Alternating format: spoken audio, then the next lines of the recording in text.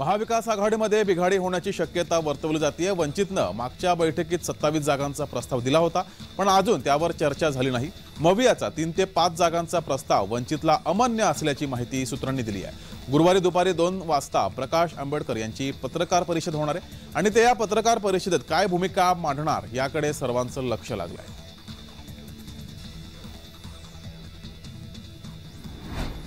भाजपच्या लोकसभा उमेदवारांची दुसरी यादी गुरुवारी जाहीर होण्याची शक्यता आहे। बुधवारी रात्री दिल्लीत भाजपाची कोर कमिटीची बैठक पार पडली। बैठकीसाठी उपमुख्यमंत्री देवेंद्र फडणवीस, आशिष शेलार, चंद्रकांत पाटील, प्रवीण दरेकर उपस्थित होते।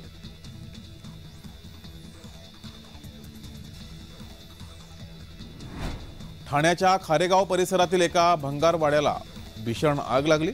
बुधवारी रात्री ही आग लागल्याची माहिती समोर आली आहे। अग्निशमन दलाच्या 12 गाड्या घटनास्थळी पोहोचल्या आणि आग विझवण्यात आली।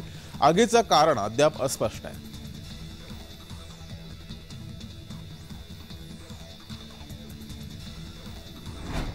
मोकाट जनावरांना जिओ चमकणारा पट्टा लावणारे रस्ता सुरक्षा वाढवण्यासाठी पहिलाच उपक्रम राबवला जातोय।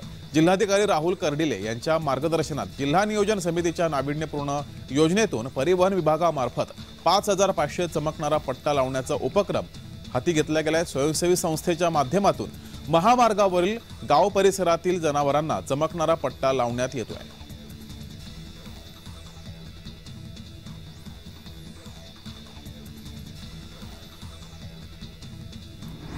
मराठा समाजाला ओबीसीमधून आरक्षण देण्याची मागणी करणाऱ्या जरांगे पाटील यांच्या अडचणीत आणखी वाढ होण्याची शक्यता आहे, कारण जरांगे यांच्यावर आणखी एक गुन्हा दाखल झालाय।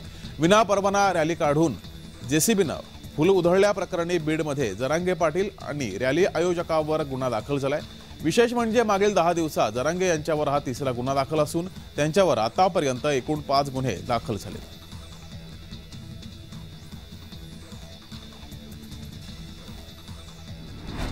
रेणुका सूतगिरणी कर्ज आर्थिक फसवणूक प्रकरणी न्यायालयीन कोठडीत असलेले शिवसेना उपनेते अद्वै हिरे यांच्या जामिनावर बुधवारी सुनावणी होऊ शकली नाही। मालेगाव अप्पर सत्र न्यायालयात हिरे यांनी जामिनासाठी अर्ज दाखल केला होता। 4 मार्च रोजी झालेल्या सुनावणीला पोलीस तपास अधिकारीच गैरहजर राहिल्यानं बुधवारी सुनावणी झाली नाही। अद्वै हिरे यांच्या जामिनावर गुरुवारी सुनावणी होणार आहे।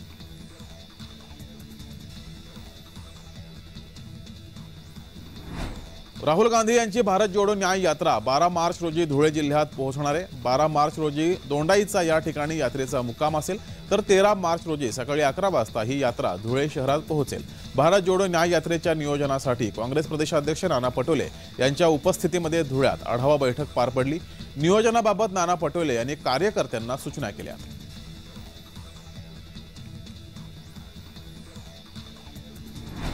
हिंगोली जिल्ह्यातल्या वसमत तालुक्यातील पूर्णा सहकारी साखर कारखाना परिसरामध्ये स्वाभिमानी शेतकरी संघटनेचे 2 पदाधिकारी विविध मागण्या घेत आमरण उपोषण करतायत। जोपर्यंत मागण्या पूर्ण होणार नाहीत तोपर्यंत आम्ही हटणार नाही असा पवित्रा घेत या शेतकरी संघटनेच्या पदाधिकाऱ्यांनी या ठिकाणीच जोपर्यंत मागण्या होत नाहीत तोपर्यंत आम्ही हे उपोषण मागे घेणार नाही असा पवित्रा घेतलाय।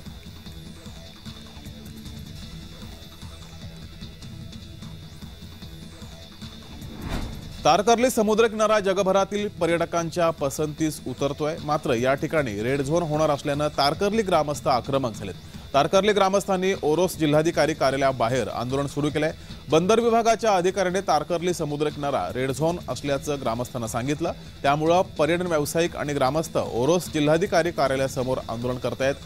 आधी आम्हाला रोजगार उपलब्ध करून द्या, नंतर तारकर्ली समुद्रकिनारा रेड झोन जाहीर करा अशी प्रतिक्रिया ग्रामस्थांनी दिली आहे।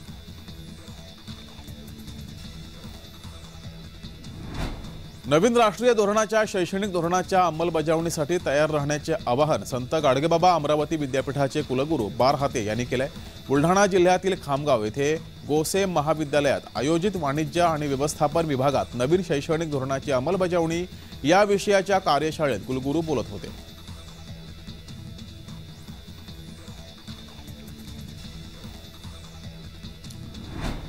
गोंदिया जिल्ह्यातील वातावरणात मंगळवारपासून बदल झालाय। बुधवारी संध्याकाळच्या सुमारास वादळी वाऱ्यासह अवकाळी पाऊस बरसला, त्यामुळे गोंदिया जिल्ह्यात शहरासह ग्रामीण भागात हा पाऊस बरसलाय।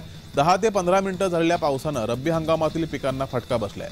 सध्या रब्बी हंगामातील गहू आणि हरभरा पिकाची कापणी सुरू आहे। बऱ्याच शेतकऱ्यांच्या शेतातील गहू कापणी करून ठेवलेला आहे, तर हरभरा सुद्धा शेतामध्ये पडलेला आहे। त्यामुळे शेतकऱ्यांचं या अवकाळी पावसामुळे मोठं नुकसान झालंय।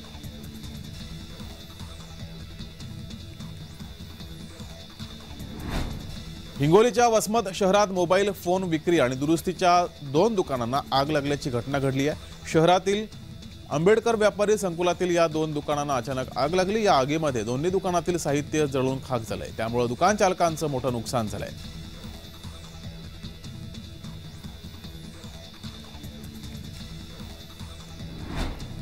दहा जानेवारी 2024च्या महाराष्ट्र विधानसभा अध्यक्षांच्या निर्णयाला आव्हान देणाऱ्या उद्धव ठाकरे यांच्या नेतृत्वाखालील शिवसेनेच्या याचिकेवर सर्वोच्च न्यायालयात गुरुवारी सुनावणी होणार आहे। मुख्यमंत्री एकनाथ शिंदे आणि इतर आमदारांविरुद्ध दाखल केलेल्या अपात्रता याचिकेवर सर्वोच्च न्यायालयात सुनावणी पार पडणार आहे।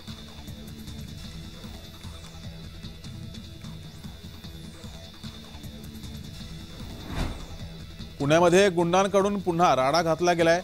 कोयते तलवारीनं 3 जणांवर हल्ला केला गेलाय। 10 जणांच्या टोळक्यानं हल्ला केलाय। पुण्यातील सिंहगड रस्ता परिसरातील ही घटना आहे। भर रस्त्यावर घडलेल्या घटनेनं परिसरात दहशतीचं वातावरण निर्माण झालंय।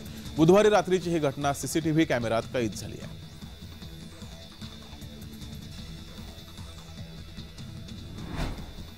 मनसे अध्यक्ष राज ठाकरे गुरुवारपासून 3 दिवसीय नाशिक दौऱ्यावरती आहेत। मनसेचा 18वा वर्धापन दिन यावर्षी नाशिकमध्ये होणार आहे। याच कार्यक्रमासाठी राज ठाकरे 3 दिवस नाशिक दौऱ्यावरती येणार आहेत। शुक्रवारी राज ठाकरे सहकुटुंब काळाराम मंदिरात जाऊन आरती सुद्धा करणार आहेत। 9 तारखेला मनसेच्या वर्धापन दिनी राज ठाकरे सर्व मनसे नेते आणि पदाधिकाऱ्यांना मार्गदर्शन करणार आहेत।